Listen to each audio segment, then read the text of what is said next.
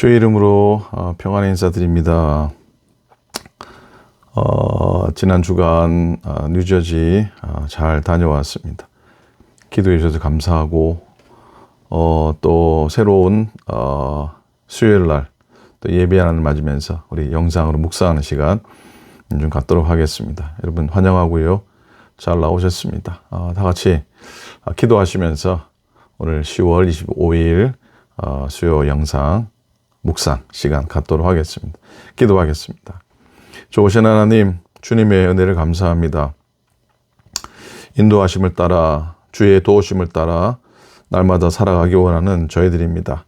주님, 우리의 목자 되셔서 우리를 품으시고 인도하시고 이끄시고 지키시고 보호하심을 믿습니다.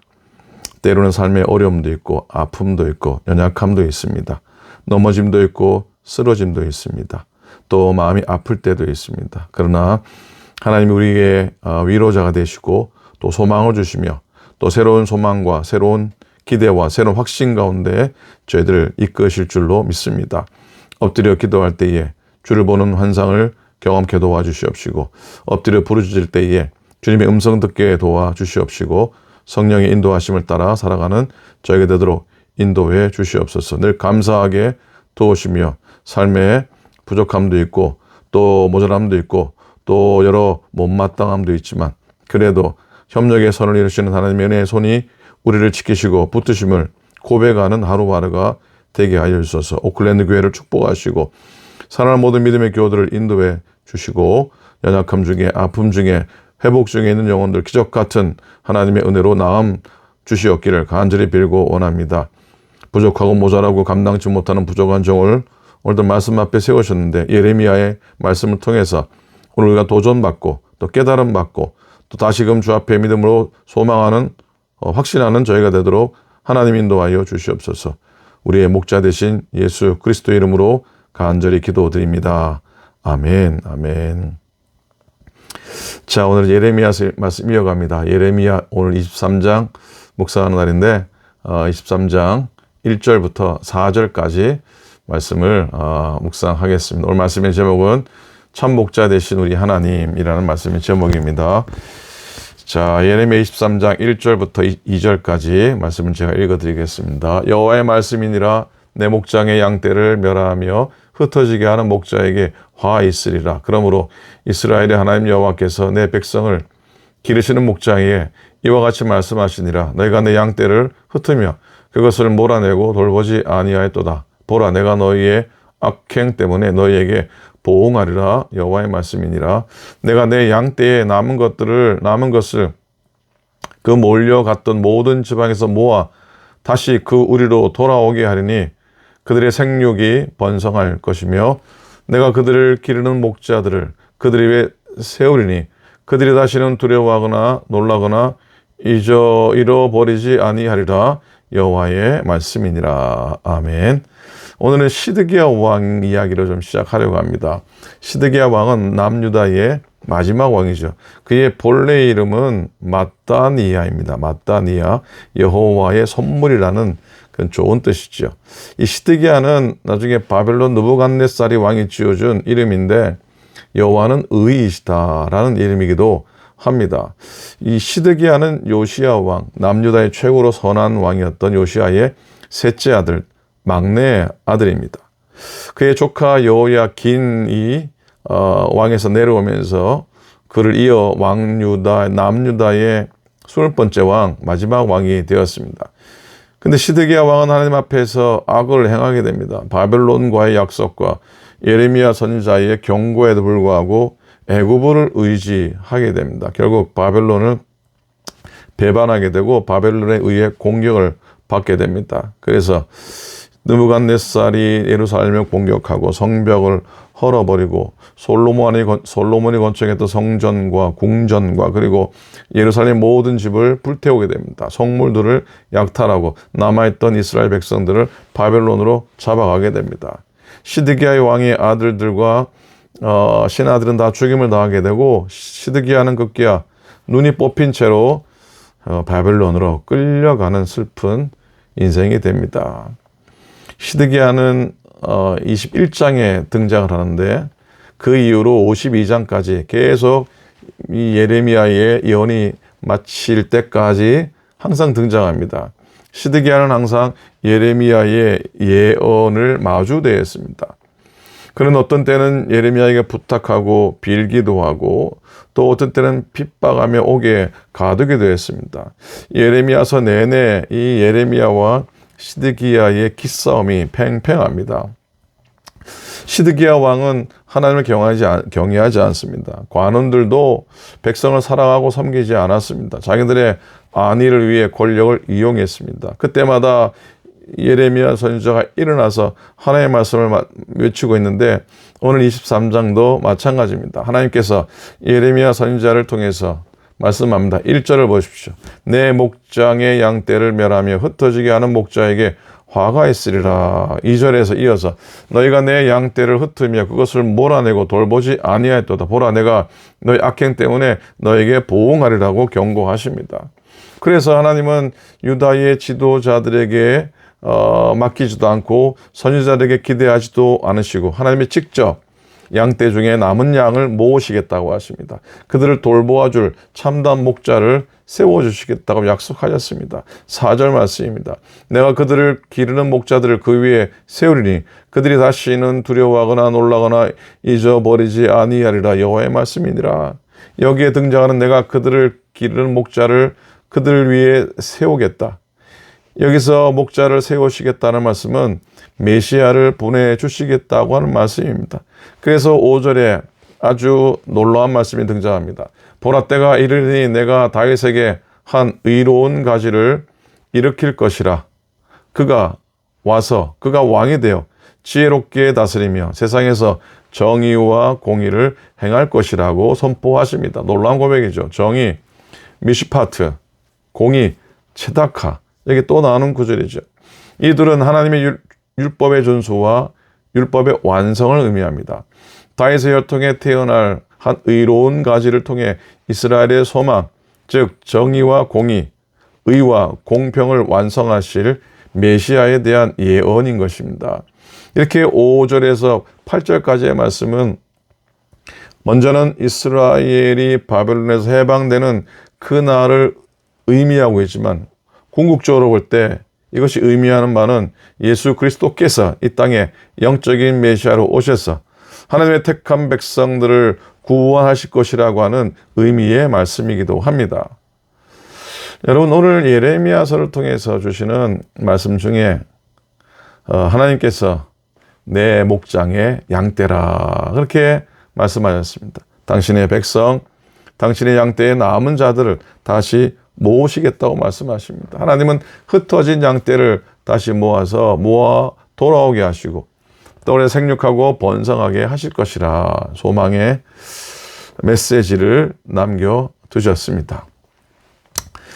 우리가 잘 아는 분 중에 이지선 자매죠. 그 지선아 사랑해라는 책으로 유명한 왜 그 교통사고로 화상을 입게 입은 후에 믿음으로 잘 이겨낸 자매 이야기 있습니다.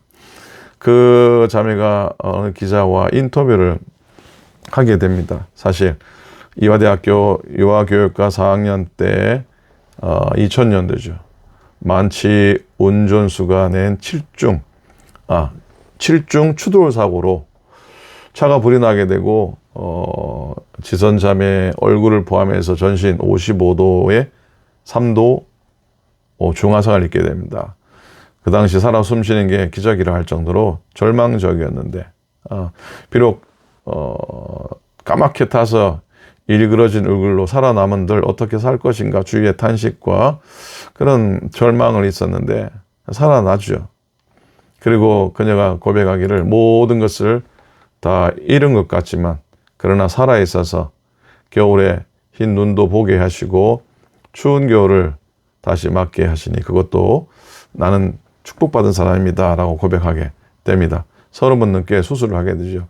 어디 갖다 쓸 피부가 없을 정도로 수술을 많이 했지만 밝은 모습으로 하나님께 감사하면서 살아가고 있죠. 그 자신을 향해서 나는 홀라당 타버린 여자다라고 소개를 합니다. 자, 기자가 그녀에게 이렇게 묻습니다. 책을 읽어보니까 사고를 낸 만취 운전자에게 대한 대목이 나오는데 자신의 불응보다 가해자인 그 사람의 심적 고통을 염려하고 있더군요. 진심이었습니까? 그러자 이 지선자매가 답하기를 사고가 난 날이 주일 밤이었습니다. 가족들과 따뜻하게 보내드릴 시간인데 혼자서 소주 5병 마시고 만취 운전을 했다고 하니 그 당시 그분의 공고하고 마른 가슴이 가엾다는 생각이 들었습니다. 그 사람에 비하면 내가 훨씬 낫다는 겁니다. 아프고 불편하지만 나는 가족의 사랑을 받고 있으니 말입니다. 사고 당시 사실 우리 가족은 누구를 미워하거나 원망할 그런 상황이 아니었습니다. 정신이 없었습니다. 그냥 어쩔 수 없는 천재 지변처럼 사고를 받아들여야 했던 것 같습니다. 라고 대답하게 됩니다. 그녀가 이런 생각과 이런 태도를 취할 수 있었던 건 두말할 필요 없이 주님 믿는 믿음이 있었기 때문이 아니었겠습니까? 그녀가 말합니다. 사고로 인해서 마디가 짧아진 손으로 큰 불편 없이 요리할 수 있으니 하나님께 감사하게 되고 밥 한 그릇이 주는 따뜻한 위에 안에 기분이 좋아집니다. 라고 고백합니다. 기자가 그녀에게 다시 묻습니다. 감사하다는 말을 아주 많이 사용하던데 감사의 표현이 지나치면 의심이 갑니다. 그랬더니 지선장이 말하기를 맞습니다. 조심해야 되는데 연기하냐고 묻는 사람도 있습니다. 아까도 말했지만 나처럼 밑바닥, 죽음의 문턱까지 다녀온 사람이 아니면 이해하기 힘들다는 생각을 요즘 하게 됩니다. 그렇다고 거짓말할 수는 없지 않겠습니까? 정말 감사한 일뿐입니다. 땅만 보고 걸어야 했던 내 등을 꼿꼿이 편 채로 사람과 눈을 마주치며 이야기할 수 있게 되었고 고개를 들면 하늘을 바라볼 수 있는 여유를 누리게 되었습니다. 눈을 감고 잘 수 있게 되었고 말할 때에는 침을 흘리지 않아도 되었습니다. 사고 직후에는 전혀 상상할 수 없었던 일들이었습니다. 라고 자세히 설명을 해 주게 됩니다. 기자가 또 이런 질문을 합니다. 당신이 그토록 감사하게 생각하는 그 하나님께서 당신을 정말로 사랑했다면 애당초에 그런 사고를 당하지 않도록 피하게 해 줬어야 하지 않은가요? 이런 고약한 질문에 지선자매가 다시 답합니다. 당연히 하나님을 원망했습니다. 통증이 심할 때에는 나를 살려두셨다는 하나님이고 뭐고 다 싫었습니다. 그때 엄마가 하루에 한 가지씩 감사할 거리를 찾자고 제안하셨습니다. 네 발로 걸어서 화장실 간 날, 내 손가락으로 환자복 단축구멍 하나를 채우게 된 날, 아랫입술과 윗입술이 겨우 닿아서 오빠를 오빠라고 부르게 된 날 등등 감사 찾기를 했더니 진통제가 결코 줄 수 없는 마음에 평화가 찾아오더라고요. 그러면서 고난 자체가 가장 큰 축복이 될 수도 있다는 사실을 깨닫게 되었습니다. 사고가 일어나지 않았다면 내가 평생 가질 수 없었던 보물들입니다. 생명이 얼마나 소중한 것인지, 사랑이 얼마나 따뜻한지, 절망이 얼마나 사람을 죽일 수 있는지, 기쁨과 감사가 얼마나 작은 것에서부터 비롯되었는지, 내가 앞으로 마음을 쏟고 시간을 바쳐야 할 영원한 가치는 무엇인지, 지난 시간을 지나는 동안에 그 모든 것들을 나로 하여금 깨닫게 해주었습니다. 라고 고백하게 됩니다. 이 지선자매는 피부 이식으로 피부 호흡이 되지 않기 때문에 체온 조절하기가 굉장히 어려운데 42.195kg 마라톤 풀코스를 2번이나 뛰었다고 합니다. 대단합니다. 콜롬비아 대학 UCLA에서 사회복지학과 유학 와서 박사과정을 거친 후에 한동대에 교수로 섬겼고 지난 올 초에는 자신의 모교인 이화여자대학교 교수가 되어서 졸업 후 23년 만에 강단에 서게 되었다는 그런 좋은 소식도 듣게 되었습니다. 참 목자 되신 주님을 꼭 붙잡지 않았더라면 결코 살 수 없는 인생을 살면서 더욱 믿음이 견고히 믿음을 따라 성령 충만함으로 살아가는 홀라당 타버린 참 귀중한 믿음의 딸인 것을 보게 됩니다. 여러분, 오늘도 우리들이 참 목자 되시는 하나님께서 베푸시는 은총과 능력을 받아 누릴 수 있기를 소원합니다. 하나님께서 비추시는 따뜻한 사랑으로 우리가 평안함도 누리고 기쁨이 넘치는 인생을 살아갈 수 있기를 소원합니다. 그리고 때로는 아쉬움이 너무 많지만 그 가운데서도 감사의 조건을 하루에 하나씩 내가 찾아간다면 그 어느 것보다도 귀한 보물을 발견하게 될 줄로 믿습니다. 오늘 말씀의 제목이 참 목자 되신 우리 하나님이라 그랬는데 시편 23편이 생각납니다. 여호와는 나의 목자시니 내게 부족함이 없으리로다. 그런데 여러분, 시편 23편을 아는 게 중요한 게 아니고요. 시편 23편이 훌륭한 시라는 것이 그걸 아는 게 중요한 게 아니고요. 시편 23편의 목자를 아는 것이 중요합니다. 시편 23편에 하나님을 고백하고 믿고 따르고 의지하고 그 하나님이 나의 참 목자 되심을 오늘도 이 시간도 늘 찬송하고 살아간다면 그가 가장 복된 사람이요, 이 세상에서 부러울 게 하나도 없는 사람이고 절대로 인생에 후회함이 없는 삶이 될 줄로 믿습니다.